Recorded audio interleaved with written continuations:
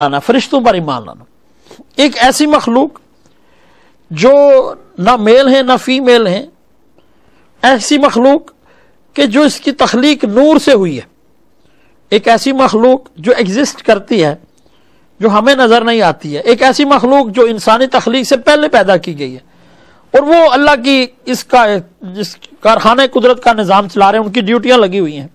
अल्लाह करीम ने कुरान हकीम में इरशाद फरमाया यफ़अलून मा युअमरून, अल्लाह पाक जो उन्हें हुक्म देता है वो करते हैं, ना सरकशी का मादा उनमें है, ना वो अपने परवरदिगार की बात से सिर मुँह इन्हिराफ करते हैं। तो उन फरिश्तों में से जो मशहूर फरिश्ते हैं, आप जानते हैं कि उनमें से सबसे ज़्यादा जो मशहूर फरिश्ते हैं और सारे मलाइका के सरदार हैं, वो हज़रत जिब्रील अमीन है। हज़रत जिब्रील अमीन की ड्यूटी ये है कि वो पैगाम रिसानी करते, अल्लाह रब्बुल इज़्ज़त का पैगाम लेकर, अल्लाह की वही लेकर अल्लाह के अंबिया और रसूलों के पास जाते। उनके बाद जो सबसे ज़्यादा मशहूर व मारूफ फरिश्ते हैं वो हज़रत मीकाईल अलैहिस्सलाम हैं। हज़रत मीकाईल अलैहिस्सलाम वो फरिश्ते हैं जिनकी ड्यूटी जो है वो रिज़्क़ की तकसीम पर है। अल्लाह के रसूल सल्लल्लाहु अलैहि वसल्लम ने फरमाया वज़ीरा या फिस समाए व वज़ीरा या फिल अर्द, हुज़ूर ने फरमाया मेरे दो वज़ीर आसमानों में है और दो वज़ीर मेरे ज़मीन में है। और हुज़ूर ने फरमाया जो मेरे आसमानों में वज़ीर हैं वो जिब्रील और मीकाईल हैं, और जो ज़मीन में मेरे वज़ीर हैं वो हज़रत अबू बकर सिद्दीक़ और हज़रत फ़ारूक आज़म रज़ी अल्लाह तआला अन्हु। इनके बाद तीसरे मशहूर फरिश्ते जो हैं वो हज़रत इज़राईल अलैहिस्सलाम है। और हज़रत इज़राईल अलैहिस्सलाम इंसानी रूह कब्ज़ करते हैं। इंसान को जब मौत आती है तो हज़रत इज़राईल वो फरिश्ते हैं जो इंसान की रूह निकालते हैं।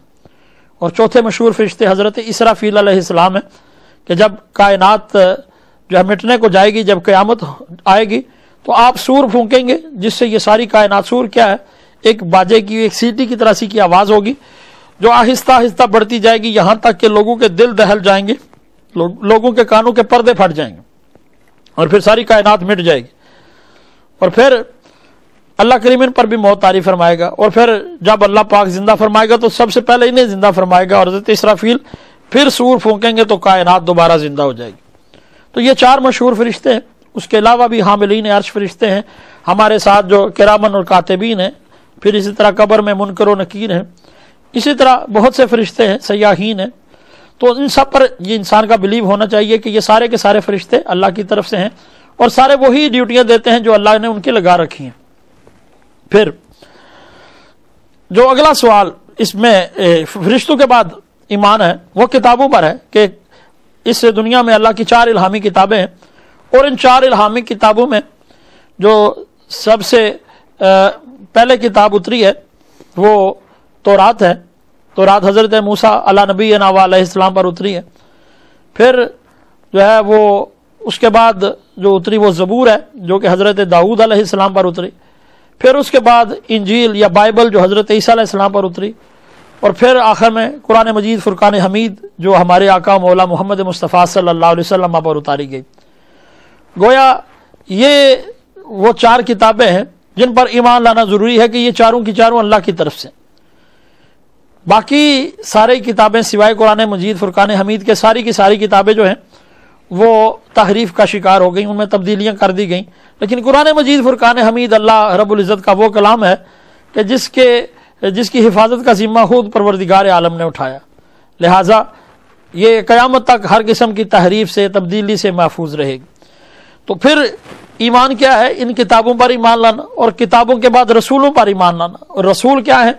अल्लाह ने जितने भी अंबिया और रसूल मबूस किए, हज़रत आदम अलैहिस्सलाम से लेकर हमारे प्यारे आका जनाब मोहम्मद मुस्तफ़ा सल्लल्लाहु अलैहि वसल्लम अब तक जितने भी अंबिया इस दुनिया में आए हैं वो सारे के सारे बरहक हैं, और वो सारे अल्लाह का पैगाम लेके आए, और उन सब का मज़हब, सब का दीन एक है।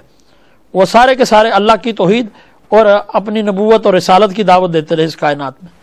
लिहाजा हुजूर नबी करीम सल्लल्लाहु अलैहि वसल्लम ने फरमाया कि फिर ईमान ये है कि तू रसूलों पर ईमान लाए, और रसूलों के बाद यौम आखिरत जो क़यामत का दिन है, याद रखिए जितने भी बिलीव हैं उनमें जो सबसे मजबूत ईमान वो आखिरत के बारे में, कि इंसान को इस बात का यकीन हो कि एक दिन आने वाला है जिस दिन उसके आमाल की बाज पुरस होगी।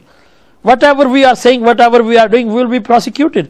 एक दिन आएगा जब हमसे पूछा जाएगा हमारे अक़वाल व अफ़आल के बारे में, ہمارے بولنے، ہمارے کرنے، جو کچھ ہم کرتے ہیں، جو کچھ ہم بولتے ہیں، ان سب کے بارے میں ہم سے سوال ہوگا۔ نبی کریم صلی اللہ علیہ وسلم نے ارشاد فرمایا کہ راس الحکمت مخافت اللہ، بے شک ساری دانائیوں کی بنیاد اللہ کا خوف ہے۔ اور وہ اللہ کا خوف کیا ہے؟ کہ انسان کے دل میں یہ ایمان ہو کہ ایک دن آنے والا ہے جس دن مجھ سے میرے اعمال کی باز پرس ہوگی، جس دن مجھ سے پوچھا جائے گا کہ میں نے یہ عمل کیوں کیا۔ اس لیے جب کسی بھی شخص کو، یہ ایک انسانی فطرت ہے، جب انسان کو اس بات کا بتایا جائے کہ آپ یہ جو کر رہے ہیں، آپ اس کے بارے میں پوچھا جائے گا، ایک رقم دی جائے اور کہا جائے آپ جو خرچ کریں گے وہ لکھتے رہیں، چونکہ آپ جو خرچ کریں گے وہ آپ سے پوچھا جائے گا کہ جناب یہ آپ نے رقم کہاں خرچ کی ہے۔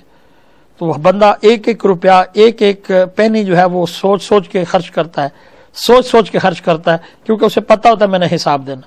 اسی طرح عقائد میں جو آخرت کا پر عقیدہ ہے کہ جب انسانوں کو قیامت کے دن ان کے اعمال کے بارے میں پوچھا جائے گا، وہ اچھے اعمال ہوں یا برے اعمال ہوں، جب ان کے بارے میں پوچھا جائے گا تو پھر انسان کبھی بھی راہ ہدایت سے، کبھی بھی صراط مستقیم سے، کبھی بھی جو ہے وہ سیدھے راستے سے بھٹکتا نہیں ہے، بلکہ وہ سیدھے راستے پر رہتا ہے اور اپنے آپ کو اس دنیا میں مسافر سمجھتا ہے۔ پھر اللہ کے پیارے رسول صلی اللہ علیہ وسلم نے فرمایا کہ پھر ایمان یہ ہے کہ تو ایمان لائے ہر اچھی بری تقدیر پر کہ یہ اللہ کی طرف سے ہے۔ انسان کو آسانی پہنچے تب بھی وہ اللہ کی طرف سے سمجھے، اگر اس کے لیے مشکل وقت آ جائے تو بھی اس کو اللہ کی طرف سے سمجھے۔ کچھ لوگ اپنی کم علمی کی بنا پر برا وقت کہہ دیتے ہیں۔ وقت کبھی بھی برا نہیں ہوتا، آسان وقت ہوتا ہے یا مشکل وقت ہوتا ہے۔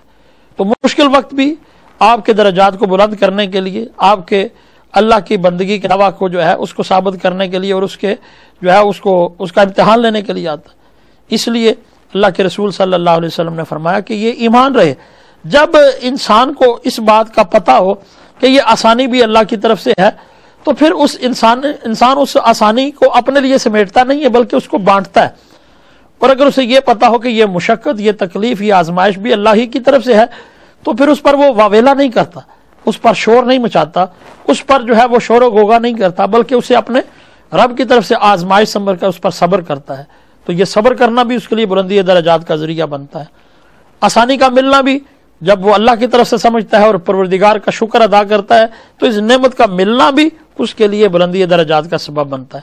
اور اگر اللہ اس نعمت کو اس سے واپس لے لے تو نعمت کا چلا جانا اور اس پر صبر کرنا بھی بلندی درجات کا ذریعہ بنتا ہے۔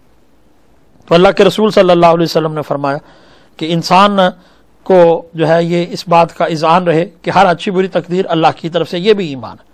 تو یہ ایمان میں اللہ کے رسول صلی اللہ علیہ وسلم نے باتیں بیان ارشاد فرمائی۔ تو اسلام اور ایمان یہ دو باتیں اگر ہم ان کو اگر آسانی سے بیان کریں تو ایمان کیا ہے؟ ایمان تھیوری ہے، فیتھ ہے، اور اسلام کیا ہے؟ اسلام اس کا پریکٹیکل ہے۔ آپ کا ایمان یہ آپ کا فیتھ اور آپ کا نظریہ ہے، اور اسلام کیا ہے؟ یہ آپ کا پریکٹیکل ہے۔ اس لیے اس کے بعد جو سوال کیا گیا وہ یہ تھا مل احسان، احسان کیا ہے؟ یہ تیسرا سوال ہے جو حضرت فاروق اعظم فرماتے ہیں کہ حضرت جبریل امین نے حضور نبی کریم صلی اللہ علیہ وسلم سے پوچھا۔ ابھی تو اس کو ڈسکلوز نہیں کیا گیا کہ یہ جبریل ہیں، لیکن انہوں نے کہا کہ اس شخص نے، اس آنے والے نے حضور سے جو تیسرا سوال کیا وہ تیسرا سوال تھا مل احسان، احسان کیا ہے؟ خواتین و حضرات، احسان اور اگلے جو ان سوالات کے جوابات ہیں اور جو اگلے سوالات ہیں ان پر گفتگو اگلی نشست میں کریں گے۔ تب تک کے لیے اپنے میزبان طارق محمود جامی کو اجازت دیجیے۔ تب تک کے لیے السلام علیکم ورحمۃ اللہ وبرکاتہ۔